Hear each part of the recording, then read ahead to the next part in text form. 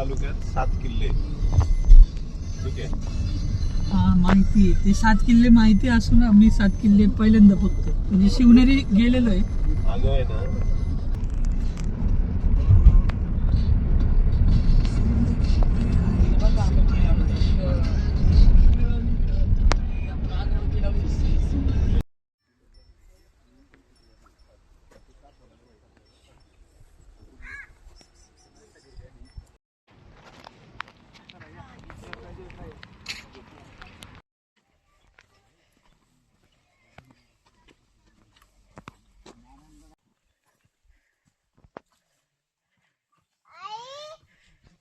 गिलीवरती चल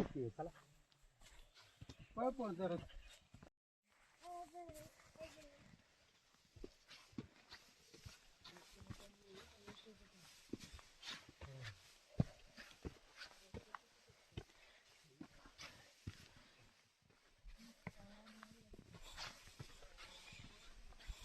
ते म्हणले का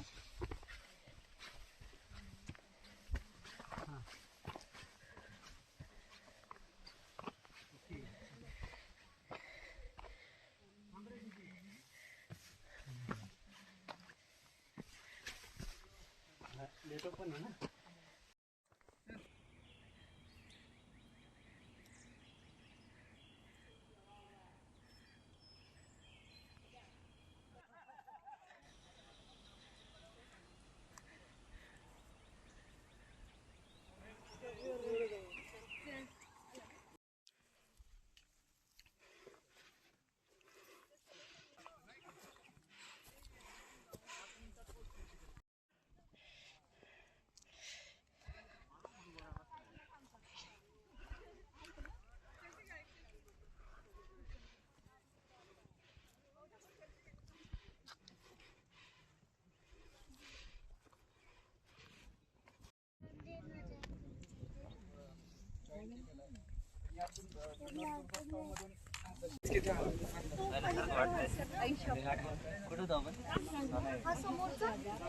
अभी बताया नहीं मेरे को जितना बताया बताया तुमको.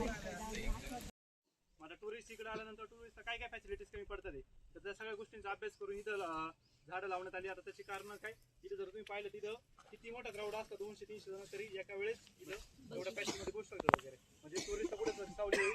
आणि बाबा सिंधुळा किल्ल्यावर येण्याची जी कारण म्हणजे न येण्याची जी कारण आहे ते एक एक एक एक टप्पा आम्ही पार करत चाललोय. आता इथं वृक्षारोपण किल्ले, उद्या भविष्यात अजून काय काय आपल्याला या किल्ल्यासाठी करता येईल तर ते आमचे प्रयत्न चालू आहे. पण या सगळ्या गोष्टी करत असताना आपल्याला जे परवानग्या घ्यायला लागतात, जसं की फॉरेस्ट झालं किंवा इथली जी ग्रामपंचायत आहे वगैरे, म्हणजे सगळ्या परवानग्या वगैरे घेऊन आपण हे काम करत आहे. आता आपण इथून ट्रेक स्टार्ट करणार आहे. औषध असतील त्यांचे उपचार मोफत प्रमाणे केलं जाईल. जर त्यांचं संग्रहालय तुम्हाला जर पाहायचं असेल तर तुम्ही त्या हिवरे गावाला भेट देऊ शकता. ओके, धन्यवाद.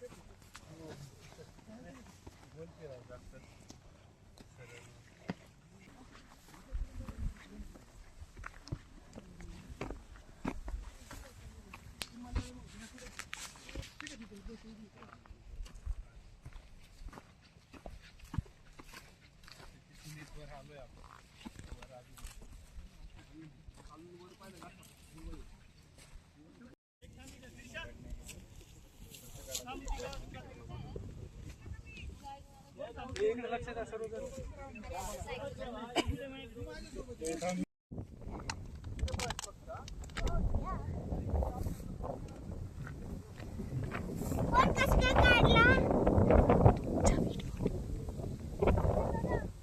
तुम्हाला प्रश्न विचारले जातील, अभ्यास करून घ्या. अरे रितेशा पण आली का? वा वा वा, छान. बस काढा 2 मिनिटं. दाजी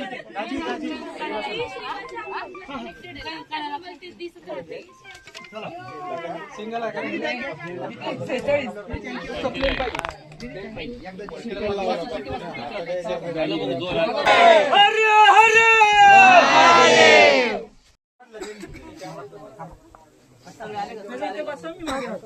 2-3 दगड आपल्याला दिसतात. ओके, कदाचित तिकडून पण एक वाट असावी असा अंदाज बांधला जातो, कारण तिथे आपल्याला ते स्ट्रक्चर दिसते. ओके, ही वाट असावी. आणि आता आपण ज्या ट्रेनने आलो ती एक वाट आहे. आता आपण दरवाजात आहोत. इथे तुम्हाला काय काय दिसते बरं?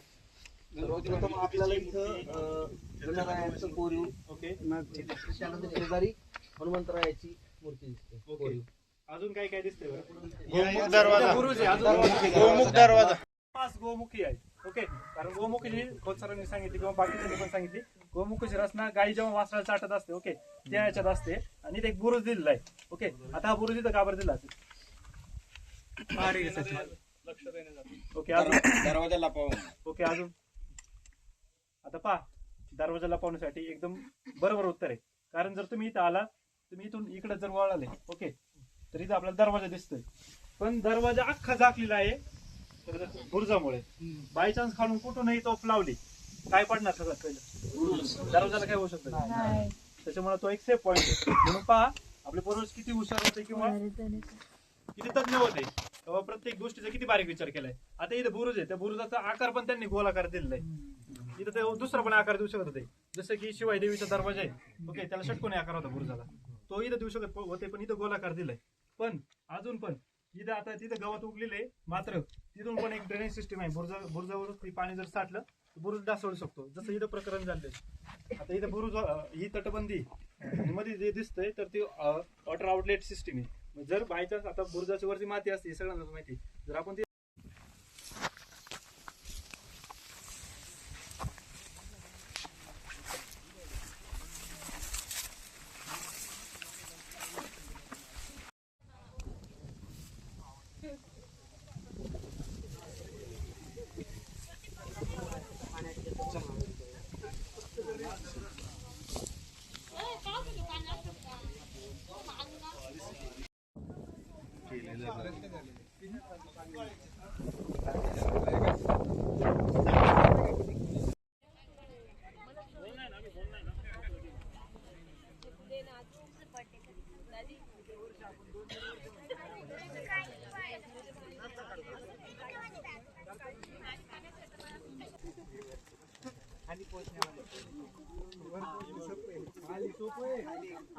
चंद्रगडाच्या पायथ्याशी नागेश्वराचं मंदिर आपल्याला या ठिकाणी पाहायला भेटते.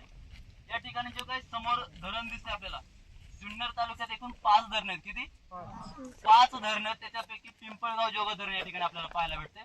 नंतर पुढे गेल्यानंतर इकडं गणेशखिंड, आणि गणेशखिंडीच्या पलीकडे आपल्याला शिवनेरी दुर्ग या ठिकाणी पाहायला दिसतात.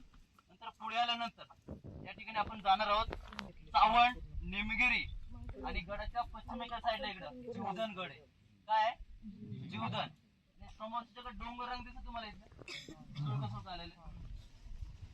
1962 साली जो काही विमान अपघात झालेला, तो विमान अपघात डोंगरावरती झालेला, तुम्हाला दौंडे डोंगर म्हणून ओळखला जातोय. दौंडे डोंगर. आणि समोर या डोंगरावरती देऊळ दिसतंय, उधाळ्या डोंगर दिसतोय. कुठला आहे? उधाळ्या डोंगर.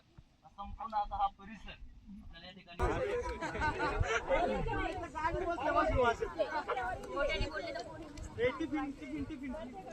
भूगोलाचा अभ्यास का महत्वाचा आहे. आता इथं पहा, आपल्याला टाकीमध्ये पाणी दिसते.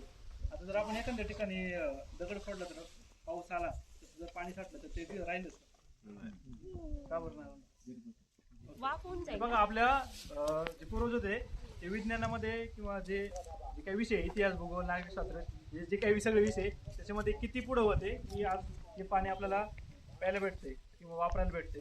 जुन्या काळामध्ये आता जर आपण पाहिलं गेलं तर मल्टीपर्पज यूज कसा करायचा एखाद्या गोष्टीचा, तर त्याच्यात पण आपले पूर्वज खूप पुढे होते. जसं मग आता एका दादाने उत्तर दिलं, तर आता त्यांनी इथं दगड काढलेला आहे, आता दगड वापरायचं पुढे. आता कडे बुरुज आहे, कारण इकडं परत वरती इकडं वाडे, आता ते पडलेले आहेत, बट तिथं वापरला गेलेला आहे हा दगड. म्हणजे मल्टीपर्पज यूज, बाबा इथं दगड काढायचा, इथेच वापरायचा. पण दरवेळेस असं होईल असं नाही. श्री शंभो शिवजातस्य रुद्र गौरी वराजते यदंगस्य विनो लेखा वर्तते कस्य नोपरी प्रसाद होऊनी भवानी आईचा पुरंदरी जणू प्रचंड दुर्ग जन्मला जय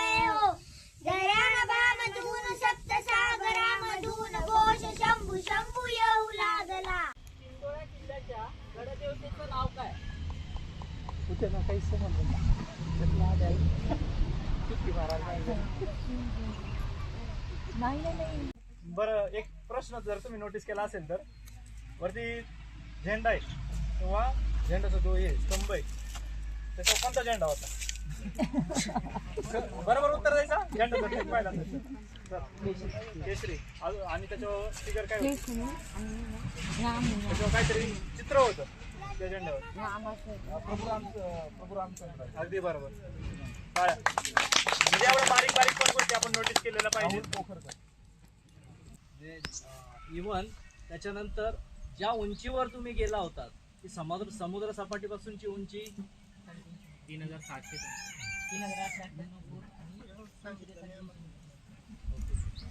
समुद्र सपाटीपासून जे तुम्ही इथल्या पायथ्यापासूनची उंची सांगता.